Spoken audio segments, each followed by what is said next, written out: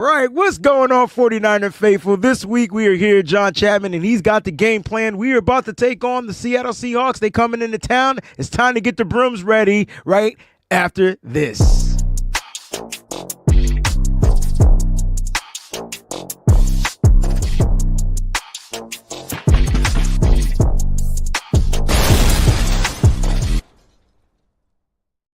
My man, John Chapman, in the building with the 49er faithful out there just chilling.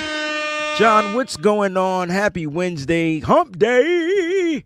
That's what it is, man. You know, coming back from Tampa, I'm in a little bit of a lull, but I've got my pumpkin spiced latte coffee going. That's right. Y'all hate on me all you want. So it can't be, it's not regular coffee. That's probably why you're struggling. You need to put the regular, straight up, strong coffee beans. So like I just buy the like Starbucks coffee creamer added in there. That's kind of my thing, right? You know, it's what it is. Yeah. But man, I'm so pumped to be here. Anytime we talk 49ers Seahawks, like they're number 2 on my haters ball list. It's Cowboys right? 1. Cowboys Seahawks. Seahawks 2. That's the way it goes. I think that's the way it should be if you're a 49er fan. And I'm curious to know, out there, is there a different hierarchy of hatred? I think a lot of people are going to say Chiefs. Oh, because it's brand new. That could be 3. So top 3, maybe. I don't really hate the Chiefs. I just dislike them a lot. Yes. The old hats always go Rams. The old hats that have been around for a while. The Rams, Niners used to be huge. You're talking before the 90s. Yeah. But yeah, for me, I hate the Seahawks so much. I think about that little troll, Russell Wilson, and I always hated him. And Wayne, one of the best and worst times I've ever had in my life was with you when we were at that damn Denver game. I knew you were about to say Denver.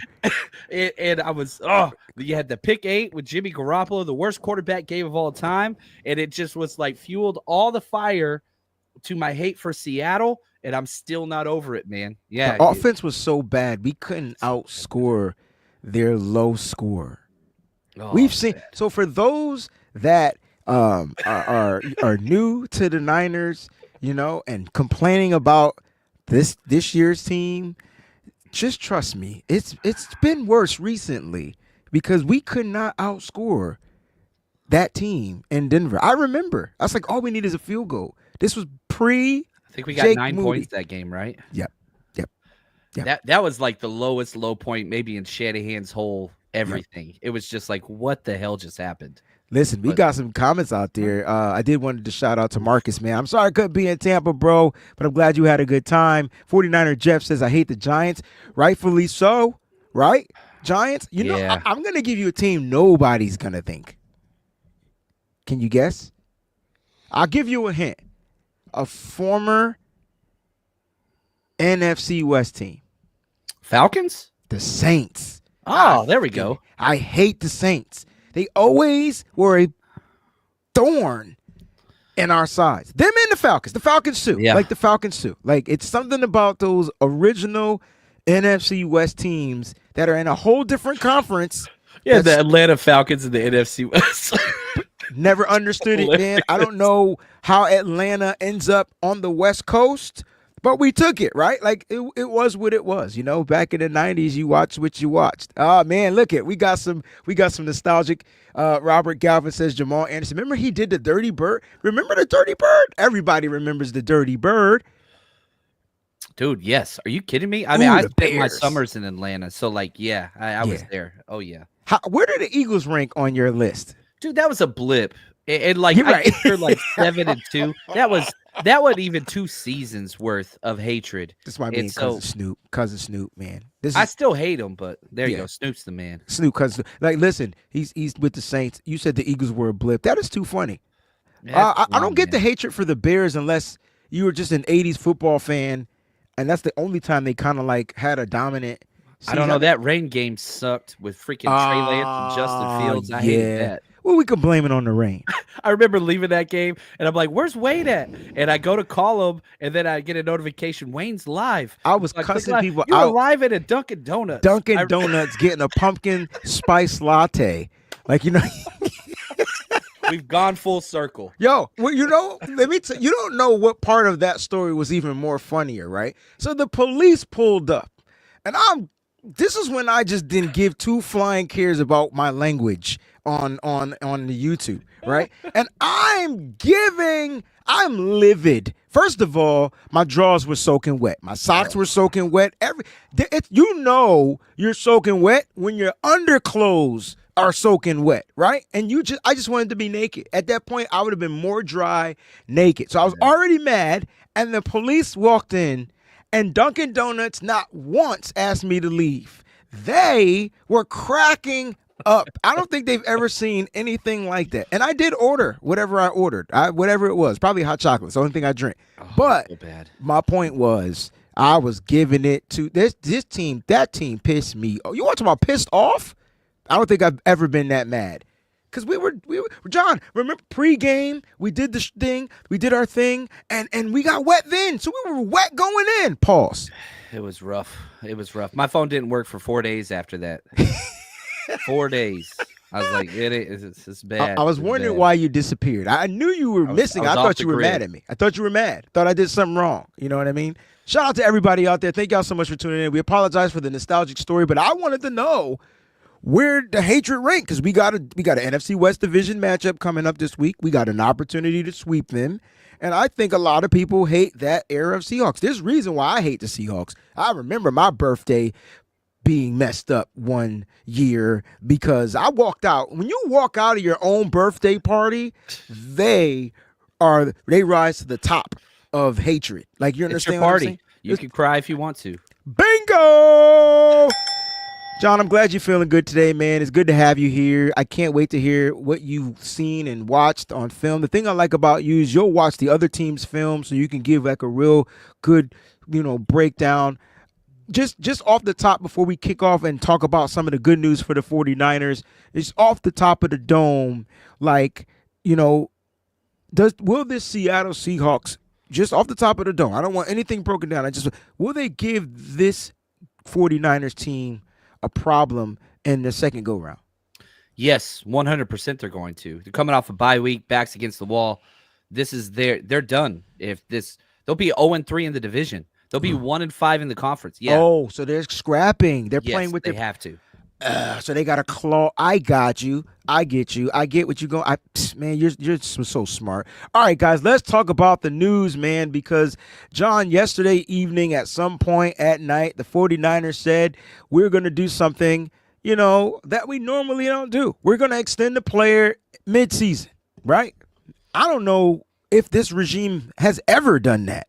Like, what are your thoughts? Dre, like after week 3 or something. Yeah, but that wasn't mid-season. Like, no, you know what I mean? That was early, and that was a bullshit. That was a cheap deal. That was super cheap. I think this is a cheap deal too. That's a crazy thing. Like, you say 5 years, $92 million for Diamador Lenore, and I'm like, dude, I cannot believe they got that price. I've been saying all year he's going to be getting $20 million. Oh, easily. The market was about to go crazy, and it came down to 18.4. I love this, and I could not be more excited for Demo. Celebrate when people get paid. Trust me, your life will be better. Money ain't coming out of your pocket. You good. People get paid. Celebrate. I just believe in that. Now, you lock up this guy who's only 25 years old for another 5 years. 30. Whew. 30 Purdy. Here's John, the future of the defense. Renardo Green, Demo. The levels, though. Like, you get your corner. Now you still got some. You can still. I mean, you look at the next layer, which is your safeties, and we still talk about DBs, and they're work in progress, in my opinion. But you'll see what you're going to get from them. You got your solid stone piece, your veteran, and the linebacking core.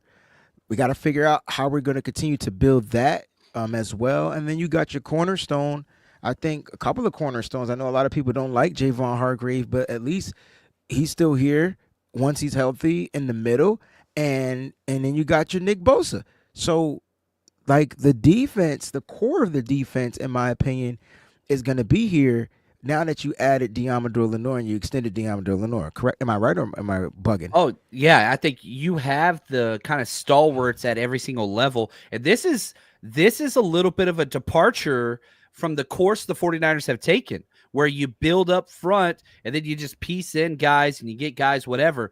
But I think the Niners were tired of not having physical, versatile corners that could do what they want to do. The slot fade has been the Achilles heel of the Niners since 2017. Demo's shut that down several times this year. So with Diamador Lenore, you now have not one, but two young, promising physical corners that you're going to build your kind of team around. And you can just say, hey, we're going to focus all of our draft capital up on the front, which is what you should do.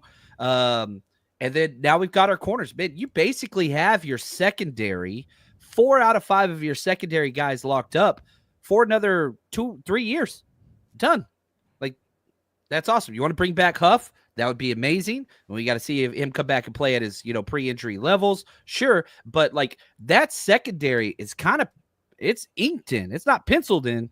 Like you have that and you get to build off that. I love it. Yeah, I agree. Molly says makes Demo second highest paid defender behind Fred Warner. Is that true? Because Nick Bosa should be Nick number Bosa 1. would be 1. And then Fred 2. No, then Hargrave 2. Hargrave 2. Then Fred. Then Demo.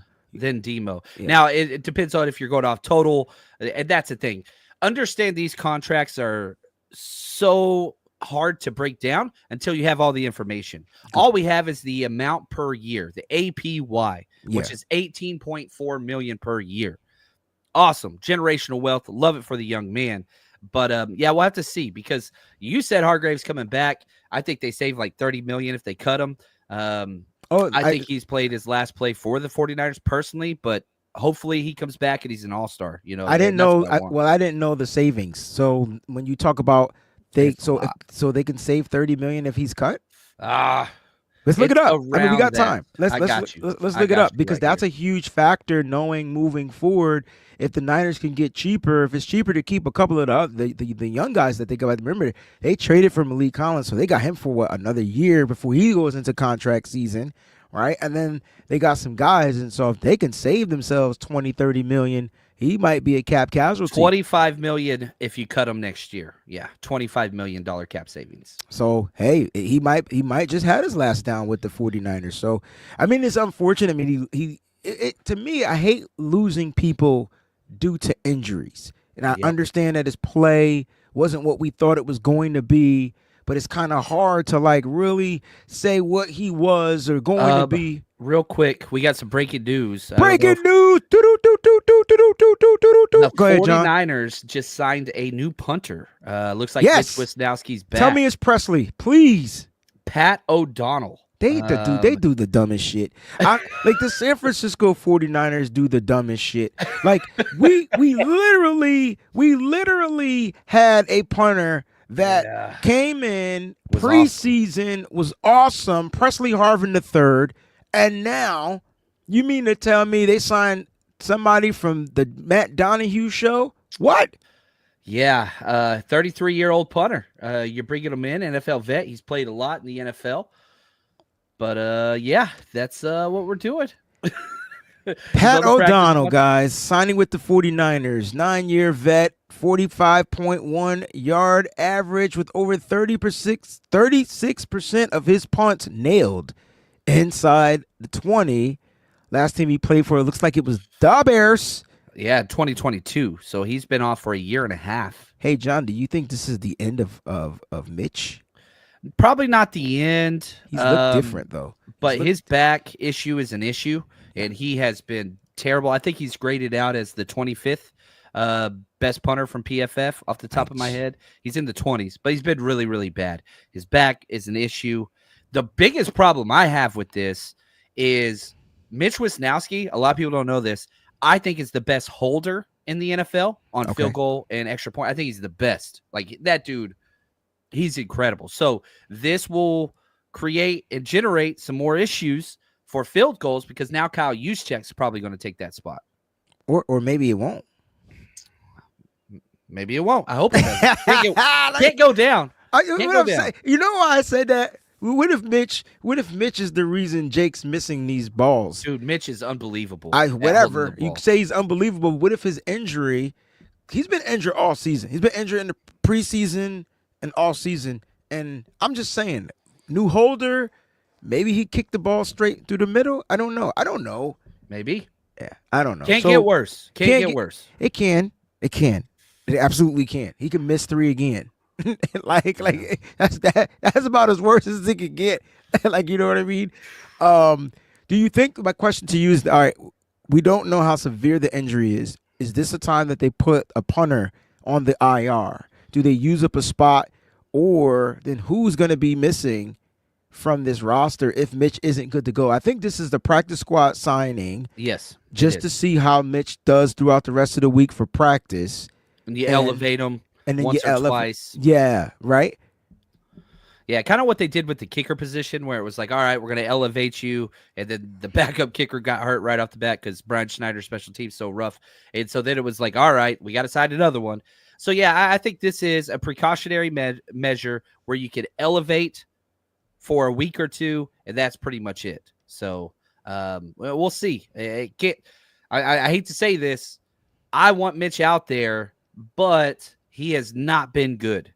And it's crazy they didn't go with Garvin, your guy, because he was incredible.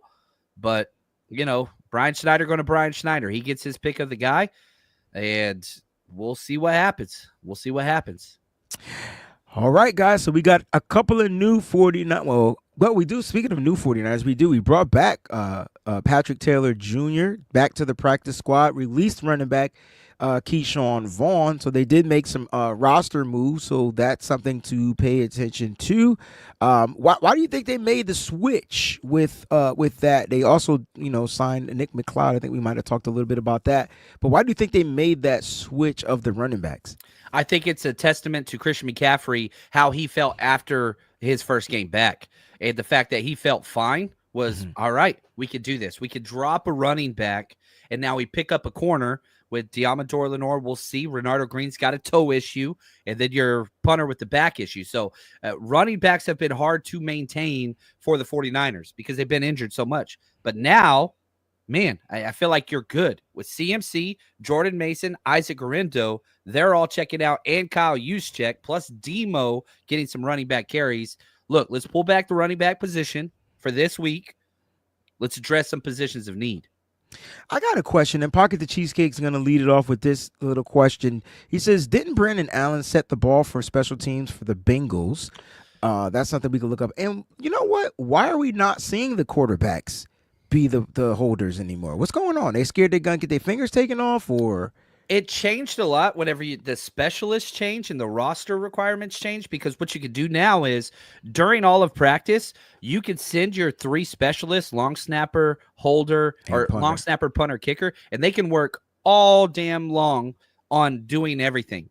So if you have an athletic punter, a lot of teams are putting him at the holder position because they get more work.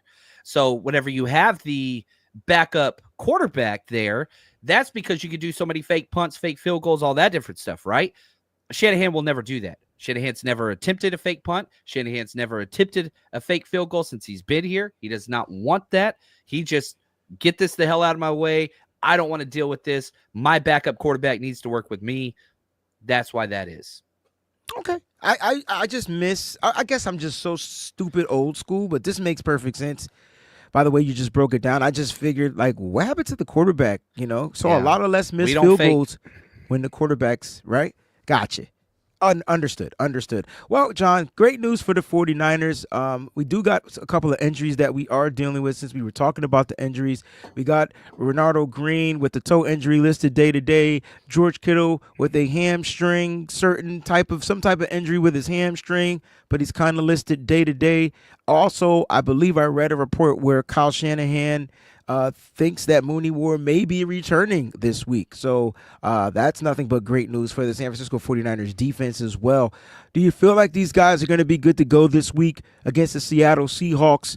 I know we'll see what happens when they practice throughout the week. But just off the top of the dome, it's Wednesday. These guys are listed day to day. How are you feeling about these two players? I fully expect Renardo Green and George Kittle to go. I really do, especially divisional games. The 49ers put a premium. So if there's, injuries that are kind of nagging and hanging around or whatever else, if it's a non-conference game, that's a different thing. If it's a road game, that's a different thing. This is a home game. This is a divisional game. 49ers put premium on those games, and George Kittle, he ain't gonna miss this. Hey, Sin, what's up? He better not. Yeah, George Kittle is the best offensive player on the 49ers right now. Not even close. Not even close. Not even closer than close. It's like he's separating himself for possibly, okay. I'm a little fanboy right now. All right, so I'm sitting here. I rewatched the game. Right now, when I watch the game, I'm watching the game, and then I'm also breaking down the game at the same damn time. It's the worst thing to ever do. Right? You were there in living color, but being at home, I get to do. So I said, let me go back and rewatch the game. Right? So I rewatched the game, and I didn't realize that I recorded everything. I didn't watch the condensed version. I watched the broadcast. I watched after the game, right? And so they interviewed Tom Brady, the Fox set, and Gronk was on the Fox set, and Brady was kind of sort of saying that Brock Purdy kind of got himself a Gronk. I feel like George Kittle's in that conversation. I think Gronk, this is tough, and I know people going to be pissed. Gronk might have been the best damn tight end we've ever seen because he changed the game. He was totally He's my number one of all time. Yeah. Okay, I thought it was just me. I thought I didn't want to be alone, but I would have walked alone on the plank by myself. But I'm with you. Gronk put Kittle there, and Brady co-signed it. I'm just curious to know, man, are those great words coming from greats?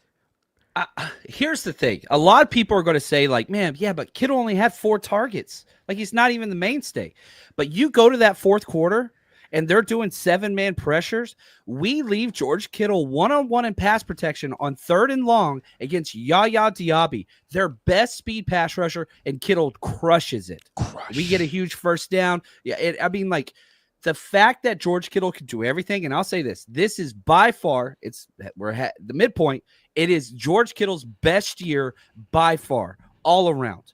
And he's had all pros in the past. He is by far, clear and away, the best tight end in football, and it ain't even close this year. There's been dialogue, and you can say, well, maybe this, maybe that. No. He leads all the tight ends in receiving. He leads all the tight ends in receiving touchdowns. And by the way, the dude is pass blocking when the game's on the line in the fourth quarter because he can do everything. That's why I think Gronk is the best all time for me, because he was like an extra right tackle and he had all the touchdowns. He was built like a fucking tackle. That was the crazy part, right? Built like an offensive lineman, had the footwork of a receiver, right? Had hands big as the size of 2 hands, right? And he could catch just about anything. The only thing that messed Gronk up, I'm going to tell you what messed Gronk's career up, was the safeties where they went to his knees and they tore both of his ACLs and he was done.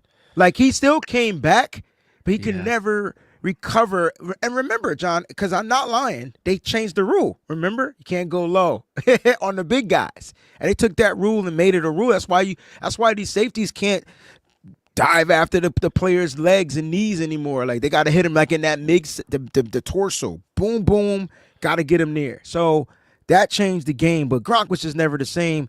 I know. I just want to get your top 5 tight ends of all time right now. And they could be current, it could be history, whatever. And remember, Dwight Clark was a wide receiver. Just want to put that out there. I'm going Gronk 1. I'm going probably Tony Gonzalez 2. Mm-hmm. Same thing for me. Same top 2. Top 2. People don't know about Tony. Pretty Tony, what they called him. Got to put him up. I'm going to go probably Kelsey 3 for what he's done in the playoffs. I think that's what separates him a little bit more. I don't think he's a complete tight end, but what he's done in the playoffs, the Super Bowl, freaking unmatched. Kelsey definitely in the top 5. There. I got to put Gates on there. Antonio Gates. People don't remember Antonio Gates. Does Kittle make your top 5? That's my question. No, I don't think he's there yet. Interesting. I think he needs probably 2 more All-Pros and a ring.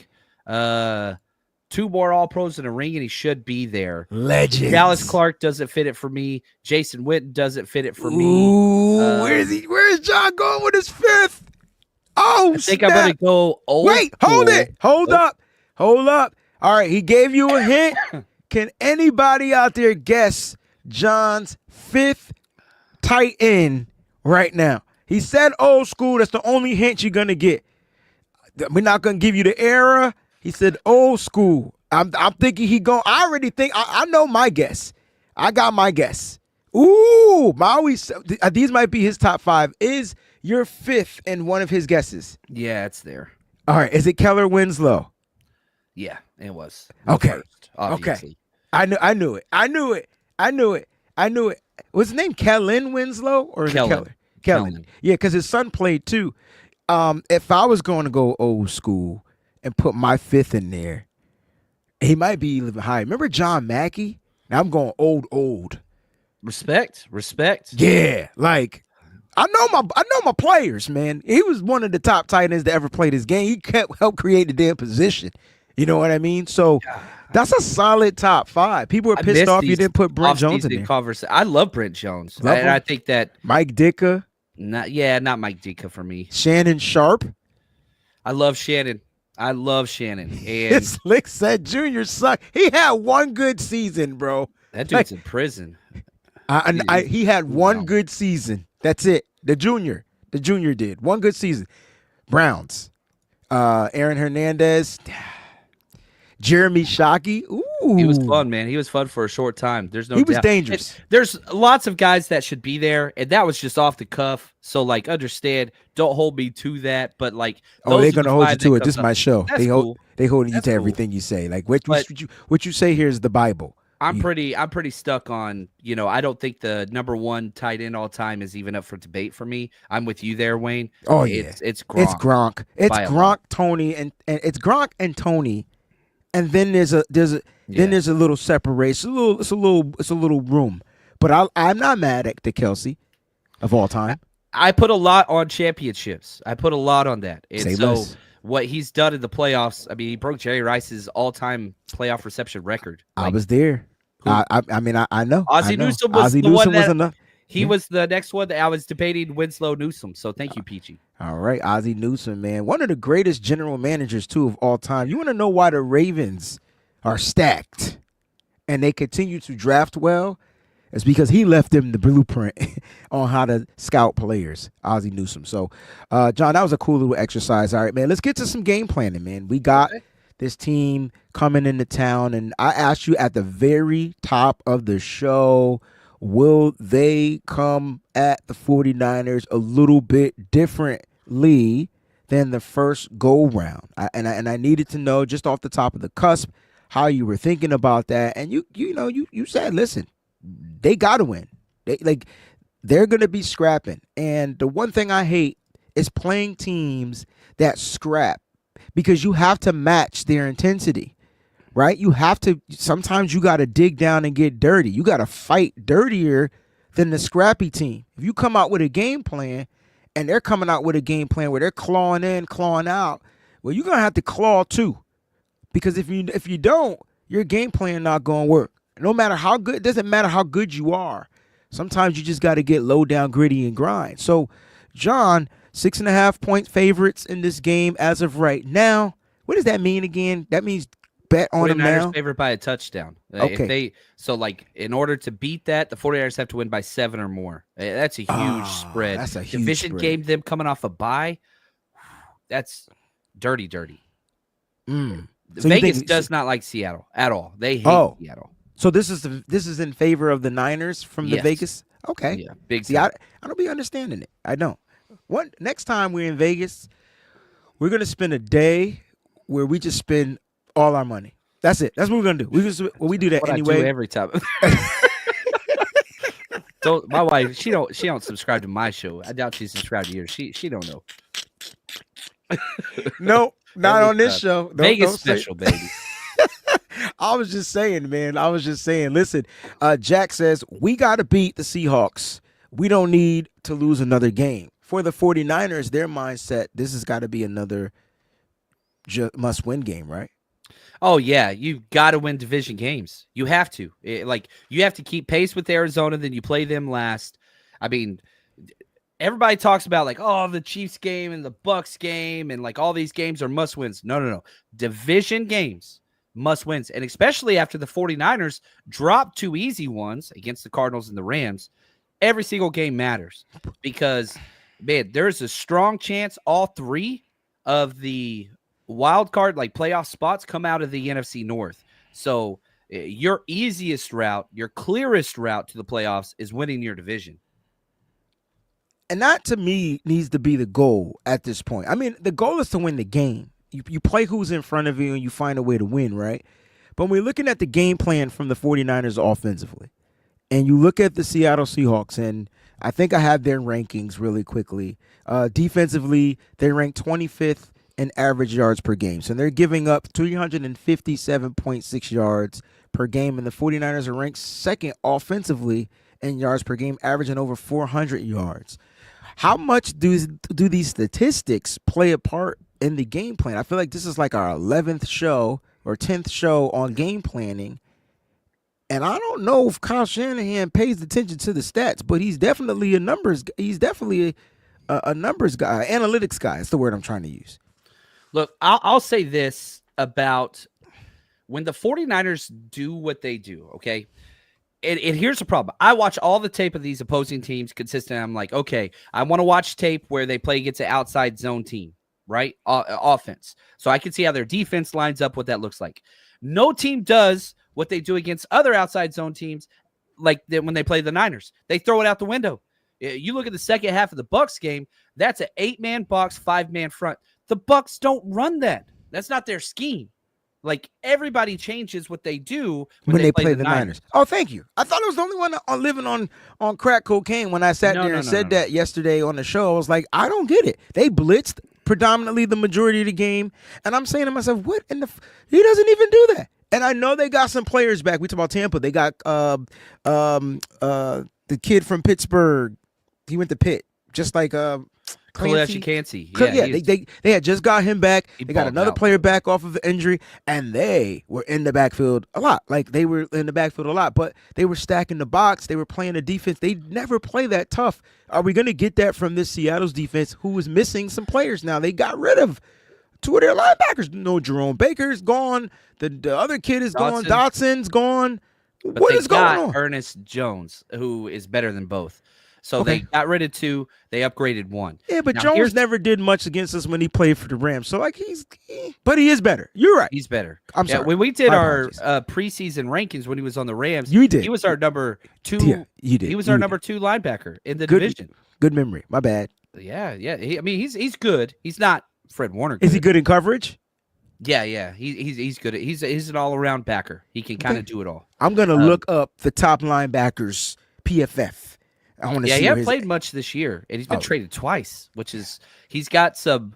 So you're saying this is the game he gonna show the fuck up? Is what you trying to say? I don't know if that's the case, but so here's all of this is to say, when the 49ers played the Seahawks earlier this year, the new defensive coordinator, Aiden Durde of the Seahawks, didn't change his formation. Remember, they're implementing the Baltimore. Right? You remember the game last year? Oh, Correct. This is the Shanahan offense killer. And so Mike McDonald got that job because he could stop the Shanahan offense. That was the whole premise. And that's why he got rid of Pete Carroll and all that stuff. Well, he believed his scheme was good enough to stop Shanahan's run game. Well, how many yards did we rush for last time against them? 220 plus. 220 rush yards in one game. So going into this game, are the Seattle Seahawks going to adjust, or is he just going to say my scheme's going to stop Shanahan? Because I don't think that it can. Not with the players he got. That's why he ditched those linebackers. This ain't it. I've got to make this trade to go get this guy and then see what happens. Mm-hmm. I don't think he has the personnel yet. I think the 49ers can run against this scheme. I do believe that. Everybody else has run against it as well. It's not like they've been good against the run at all. You look at this defense and how many rush yards they give up. Yeah, the Rams only got 68. But before that, it was 5 consecutive games over 100 rush yards. The Rams, they abandoned the run game too. You stick with the run this game. That's got to be priority 1. Priority 1, stick with the run. It's clear and present danger. I'm worried about how they're probably going to get some pieces back in their secondary. They were without some of the pieces in the secondary their first go around. They are coming off a bye, so now they have more time to install certain things and get players back up acclimated to the defense. So they're going to be getting some of their all pros back in that secondary. So I'm just curious. All right, we run the ball clear. We set up the play action, boot action, cool beans. All right. Now, how are we attacking the secondary? Because they're still giving up tons of passing yards, and we can't be scared to throw to throw on this team. You just can't be. Now, the one thing that they're good at, it's coverage. The worst thing that they're at is tackling. Like Tyreek Woolen is a great damn player. That dude is a Kello Witherspoon soft. Like he is that soft. He's afraid of contact. You remember last year he got benched against us in the third quarter because Debo and Kittle kept snatching his chain consistently. So you go with your physical guys, Debo, Yes. Kittle, Jennings. Yeah. This is their game. Not saying Pearsall is going to have a bad game. No, but he'll be he's used underneath. Yeah, different mindset. And I get what you're saying. You'll use him on more of the quick stuff, run the quick routes, quick outs, quick ends. Those are the routes you'll see Pearsall run. Debo, I'm going to get you the ball in space quickly, and then you just run over everybody. And listen, I need Juwan Jennings to eat up the middle of the field. Like, that's what you need. 100%. And I will say now, Devin Witherspoon's the outlier to this. That's the outlier. That's their soft. nickelback. Yes, sir. He is tough. That's my guy. TUFF. That's you have no idea, because that is who I was going to ask you about, because I do my top 5 threats, and you just gave me one. And we're going to let's talk about Devin Witherspoon as of right now. One of my favorite kids out of Illinois. Was pissed that we didn't draft him. We never draft the players I like, but it is all good, right? So let's talk about this young guy. Yeah, so Devin Witherspoon's he's about it. He might be one of the best nickels in the NFL already. Mm-hmm. And so like he's already playing at him and Demo, freaking awesome. And the fact that we have 2 of the best nickel corners in the NFL in our division already, it says a lot about what this division is. Because again, you got McVay, who uses all of his slot guys, Cooper Kupp, Puka Nacua, and now you've got the Shanahan, obviously, with what he always does. You've got to have good nickel corners, physical guys to stop the run game. He's a stud. They've got a lot of guys. Leonard Williams going to be on that list for sure. All the young speed rushers, they got a bunch of them. They got Derek Hall, Boye Mafe. Yeah. They got the kid from Texas, Byron Murphy. He might be playing in this game, or is he still on the IR? Still no new updates on that, but they're probably going to activate the window there. But yeah, he is currently it says he's active on here. So there we go. I'm just saying that's a face we didn't see the first go round. That's a brand new set of energy that we haven't seen yet. And John's saying we got to come out, we got to establish the run, we got to find a way to run. Let's talk about some creative runs. Let's talk about a lot of people are a little over the Deebo Samuel runs, and I get it. And you know what, John, from your film perspective, because every time Deebo gets the ball, the only thing I'm hearing is Deebo's slow, and I don't see that. I see Deebo being patient, waiting for the hole to open up. And so I want to know what you see when you watch the film, because he's trying to get to the outside and there's nowhere for him to run. But I could be wrong. I want to know what John is seeing on the film when they do these runs. Second run of the game was a 12-yard run outside zone with Deebo Samuel. Why aren't those working anymore? When teams commit to that 5-man front wide 9, that kills it. But you have to make them stay committed to that so you can pass it. And so, look, if you have 5 D linemen and a wide 9 and you try to run outside of that, it's just almost impossible. It really, really is. Especially we saw some 6-man D line fronts with the wide 9 there. It's just difficult. But if a team is going to consistently do that, that opens up the passing lanes behind them. Now, my favorite formation that Shanahan has run since Shanahan's been here in 2017 is when you have Christian McCaffrey and Debo in the backfield at the same time. We didn't see that last week. I hope we see it this week, where you fake it to one and throw them in the freaking flare on the other. It's almost unstoppable. It is almost unstoppable. And if you're going to sit your corners in those outside flats whenever they run that play, well, guess what? George Kittle now has hook to curl wide open against one linebacker or one safety. That's easy. So I think we're still seeing the evolution of the Shanahan offense with Christian McCaffrey back. the 49, man, I hate to say this. The 49ers offense should be able to move very, very well. Can they score very, very well? That's been the main question this year. Red zone offense. So now the Niners get into the red zone, which, if I'm not mistaken, I mean, let's look. What's the red zone defense of the Seattle Seahawks? I don't think it's that good, but let me just check it out. I think There's the Niners nothing really good about what they do. But that's what I'm the saying. red zone, they're 14th. They're average. And we're still at the bottom. So we're terrible. Yeah, we're 25th, 27th, 28th. So this is going to be tough. I think the Niners need to find a way to get into the end zone on these explosive plays. Take advantage of the explosive plays that they allow and try to find a way to get into the end zone. Because if not, you'll get into the red zone. You have to settle for field goals, and then it's all nothing but prayer, right? Like, please go in. Please don't go wide to the right. Please don't go wide to the left. Yeah, the heart rate goes up. And it's just like, oh. Totally understand. Now, a lot of people in the chat, shout out to everybody out there. Alberto Soto says, did you see that hole Debo missed when CMC was blocking in the last game? So do you want to quickly talk about that particular play? Because guys are going to miss holes. Like, I think it's not an excuse from me, but it's all about timing. And Kyle Shanahan's offense, unfortunately, is super timing, and we had a lot of missed holes. Yeah, from running backs Mason too. had one. Garindo had one. Yeah. Debo had a big one. CMC, he's got the best vision maybe ever for a running back. 1,000%. So that's what that is. But the Debo runs, trust me, I understand everybody's frustrated. Mm-hmm. You have to keep that in because defensive coordinators, when they're putting in their game plan, hey, guys, these plays, we have to do this. And so what a lot of people forget about Kyle Shanahan is, oh, man, that one play didn't work. That's okay.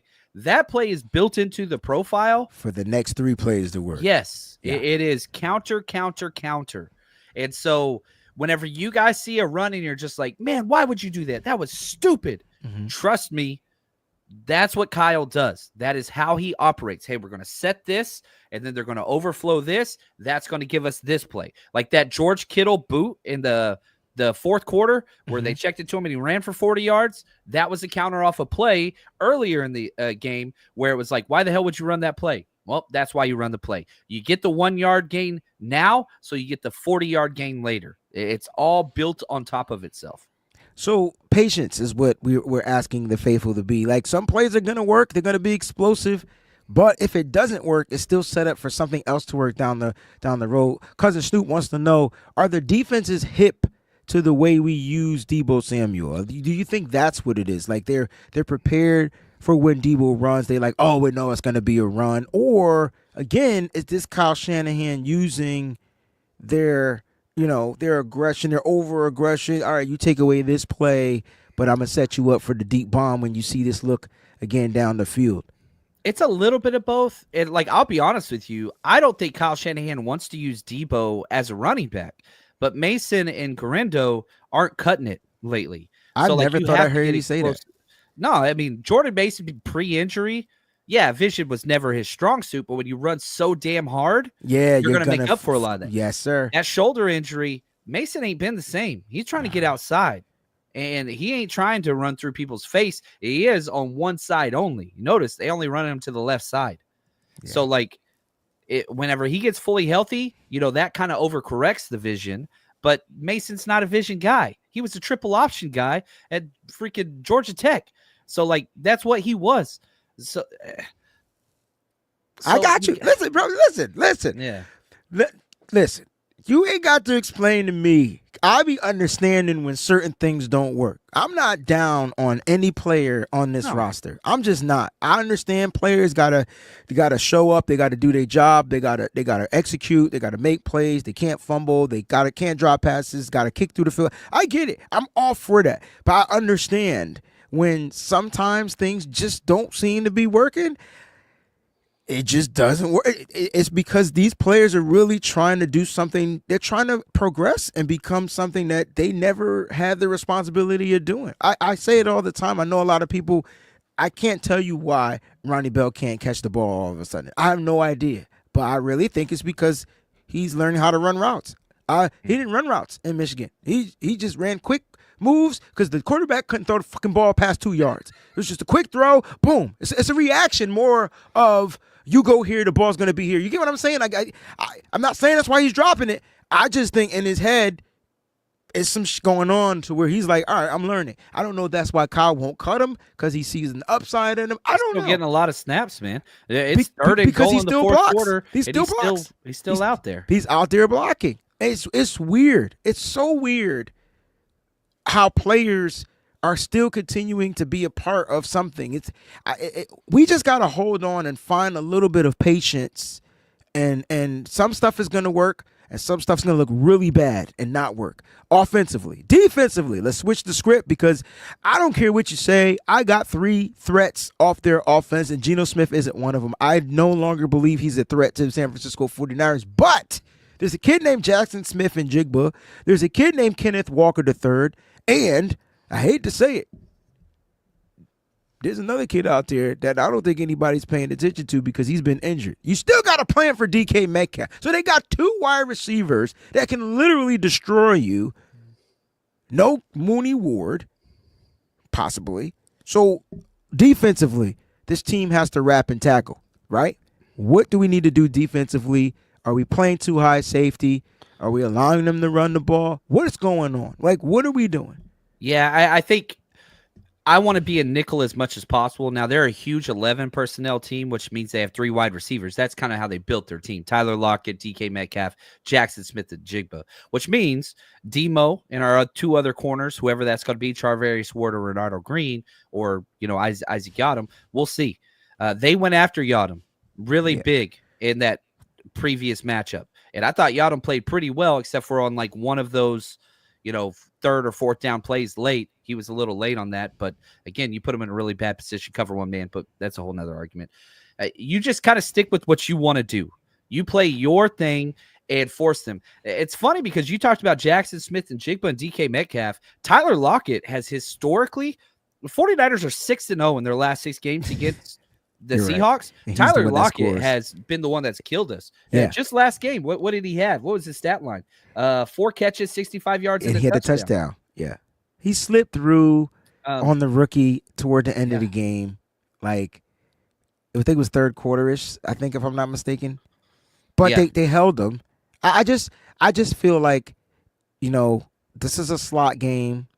This is a game where they'll put, it depends on the role of DK Metcalf, honestly. Mm-hmm. I think they switch it up. I think Njigba and Lockett are the guys moving the ball down the field, and I think Deommodore Lenoir is going to earn every bit of that $18.4 million this week against DK Metcalf. That's what I think. Ooh. Yeah, see, I want Demo on Tyler or no, I know what you want everywhere. I know what you want. Yeah. But if there's no Mooney Ward out there on the football field who hasn't had the greatest season this year, right? Who lines up and plays well. Here's the thing. If I'm Seattle, I'm coming at you from the Seattle offensive standpoint. I'm putting my best receiver in the slot. And I'm going to make the Niners figure it out. Right? Wouldn't that be what you would do if you was an offensive guy? Yeah, if DK Metcalf could run the full route tree, but he cannot. In the slot, all he got to do, that's a big guy. They run slot fades a lot. They run slot fades a lot. They do. They did at Washington. But he's played in the slot, and he's been pretty good in the slot against the 49ers. That's what I'm trying to say. Like, that's where he's most effective is when we see these big-time, big-name wide receivers, like, do well against the 49ers, it's because they line up in the slot, and they try to take advantage of the weakness of the defense, which I don't think is weak anymore. I don't either, especially like in the past we've shadowed Charvarius Ward. You just chase 14 around until he cries and gets himself like a personal foul kicked out of the game. What's going to happen? Is Charvarius Ward playing this game? I sure as hell hope so. And if I'm I don't know what his family's going through. If he needs more time, take all the damn time he needs. He's for sure. We love that man, and we're so sorry for what happened to him. But like, if I'm Charvarius Ward as a football player, man, you mean tell me I got to play against DK like that? That's my favorite matchup in the NFL. If DK plays too, like I'm sure he's going to, but he's coming off the bye week. He's missed the last 2 weeks. He's got an extra week with the bye week. Expect him to suit up. Jackson Smith and Jigba is the one that's been actually turning up for the Seattle Seahawks. And let's talk about this run game because I'm old school. You stop the run. I want Geno Smith throwing 70 times to beat this team. Yeah, he threw 52 against this last one. I know. Dude leads the NFL in interceptions for a reason. That's all Give me 60. Give me 60 pass attempts. Niners win this game by 22. And like you look at just kind of the offense and kind of what they're bringing. You know, Ryan Grubb from Washington. It's an air it out team. It's a vertical passing team. Now they have good runners, but they abandon the run all the time. They always abandon the run, and so. Maybe they check themselves at the bye week and say, hey, we spent these top freaking picks on these running backs. Let's run the ball. But, man, you shut down this run early. You could put Seattle out of the game early, and that's kind of what's happened to them. Mm-hmm. Like, yeah, they've lost 2 games in a row. They've lost 5 of the last 6. Like, this is a team that is just, woo. They started hot, and now they've hit their climax, and they're starting to descend. It's like, man, do we bench Geno time? Is it like no? Like, where are you? Absolutely not. Because I think needs to be there forever. Well, what I'm saying is, if they bench Geno, now I'm nervous. Yeah, no, I agree. The closest game that the Seahawks have had against us in the last 6 games was when Geno was injured and Drew Lock was out there, and they almost beat us. Bro, I'm nervous. Yeah, no, it'd be Geno time, but I'm telling you, if they lose this game, now it's let's make prepare sure for the future, all that stuff. We're done with them after this. I care less what they do after this. They need, and Geno, don't get hurt either.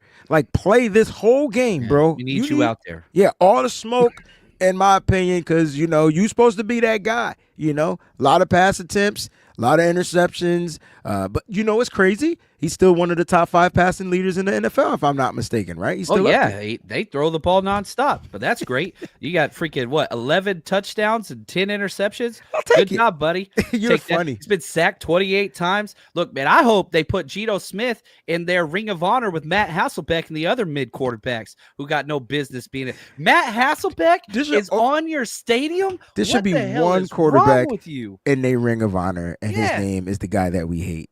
Like, dangerous. It's the only quarterback. I mean, I guess you could say, yeah.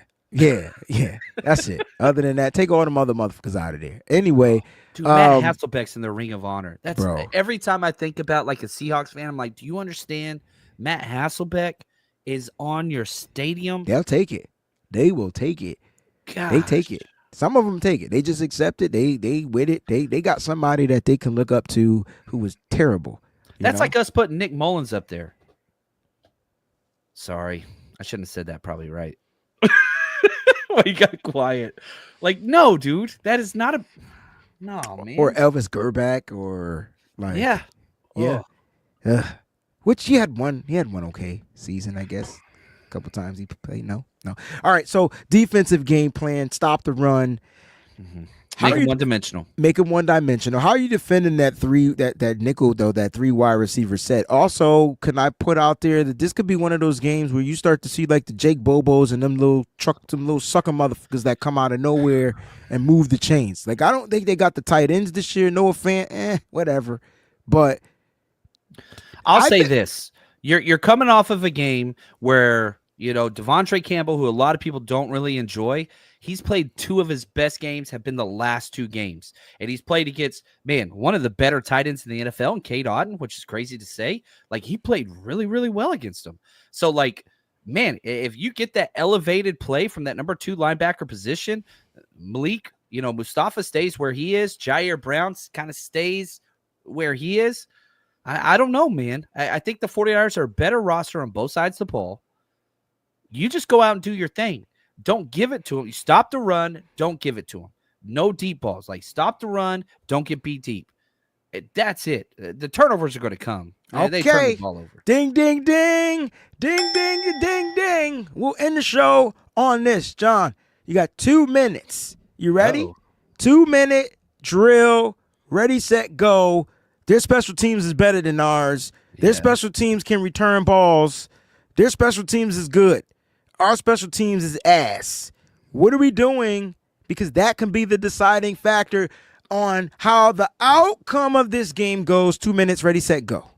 Yeah, funny thing is, back our matchup against them this year, we had a special teams turnover that we caused them. And so I will say this. Our special teams is good against good special teams groups. The Dallas Cowboys were the best of the NFL. We had a good special teams day. You go back to the Seattle Seahawks, they're a top 5 group. We had a good special teams day. So it's weird. It's like we play to our competition, and we play an average or a below average special teams. We are god awful. I will say this again.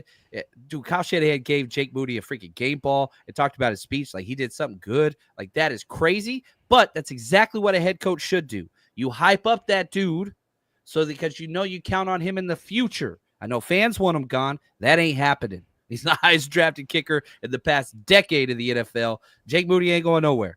Remember, Ronnie Bell and Brian Snyder still part of this team. Jake Moody ain't going anywhere. So get your touchbacks on kickoff. That's huge. Mitch Wisnowski's probably out. We got a new punter. Just give me a lot of hang time. I don't even care about distance. Just kick that damn ball to the moon so we're not getting returns. I'm cool with that. Moody ain't going to be that bad like he was last week. He's not. Don't give him the chances. And we need more Juwan Jennings fighting for those extra yards to make the field goal as easy as possible. You got to put it on, rookie mode, Madden? You're the Madden guy. You got to put it on rookie mode where that bar just moves slow. You don't need none of this. Yeah, I don't know why it's doing that. I don't get it. Like, I don't get it. I like Jake. Jake Pulse is freaking all the way jacked every single kick. Here's what I'm confused with Jake. Jake, you've kicked in stadiums. You kicked in the big house, motherfucker. You've kicked in a stadium that hold more fans than any stadium you've been in the NFL. And you are buckling under pressure? What is going on? It's got to be the color. It's got to be something. It's got to be.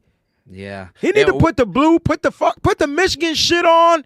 Whatever you need to do, put it on. Get it. Because I've never watched him miss football kicks like this, bro. I'm losing my motherfucking shit. I can't even defend him. I know. It's hard. What did Harbaugh? What was his Jake Moody saying?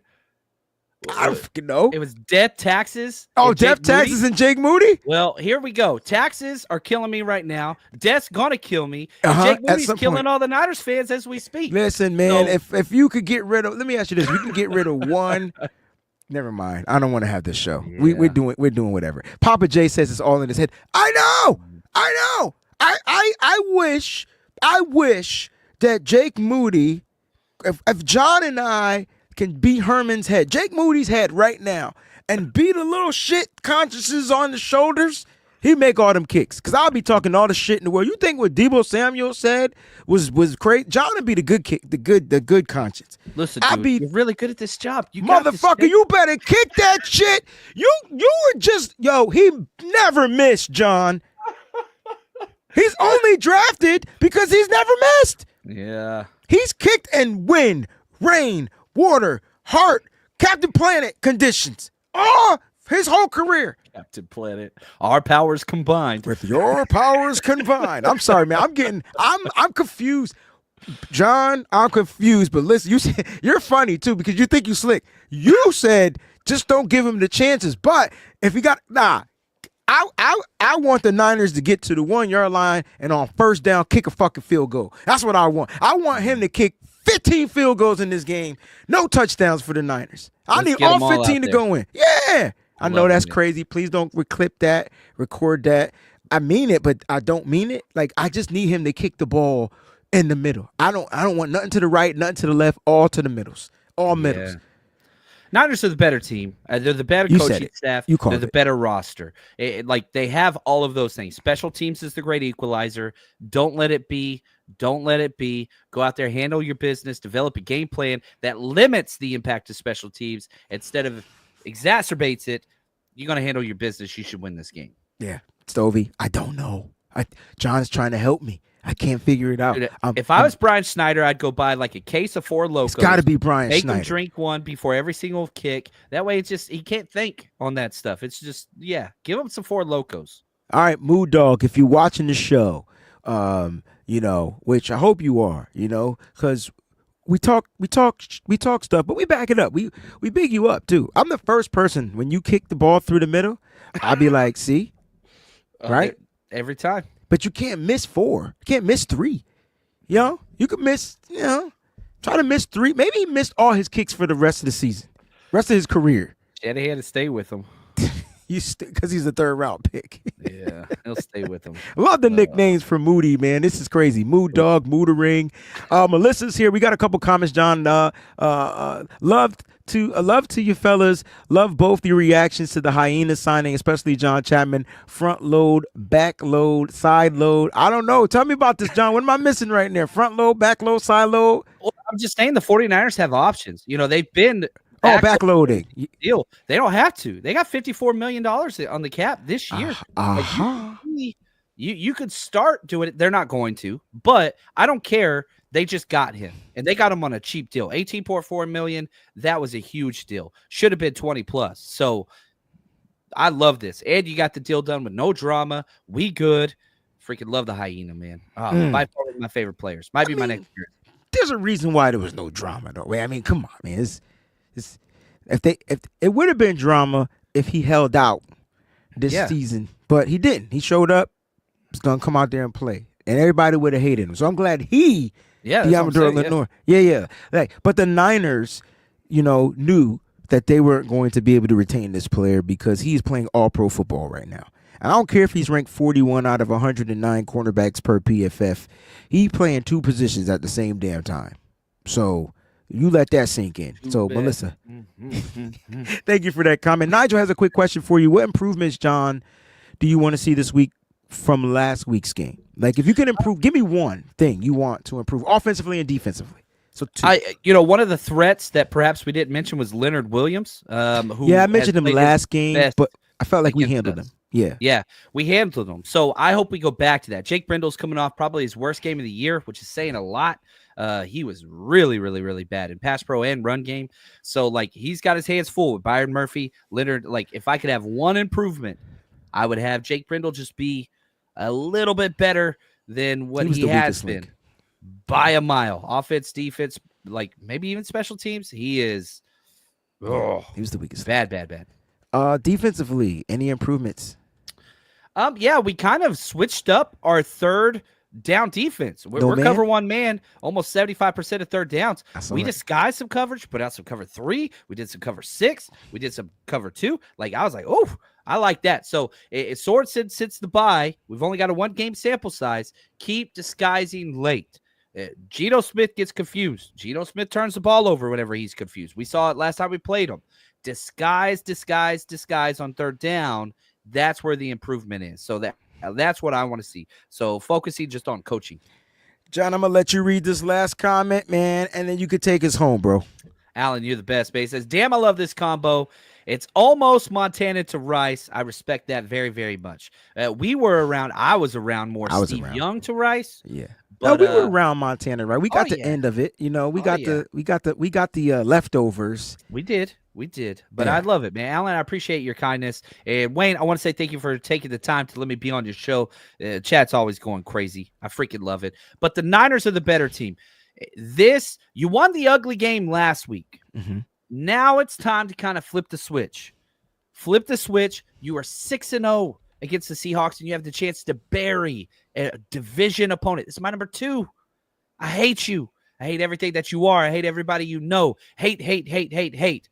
Buck nasty. I hate this damn team. Go put them in their damn place. You hired a new head coach because he's a Shanahan stopper. You take offense to that.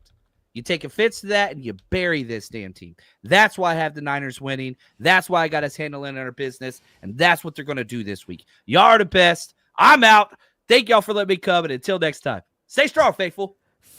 Quick reminder. John, that was amazing. Nope, you didn't do nothing wrong. Nope. That was dope, though.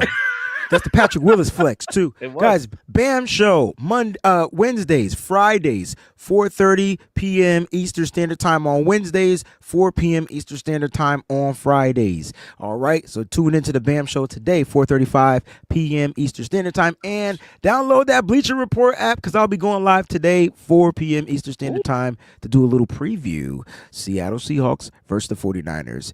Then again, flex on it one more time, John. Oh.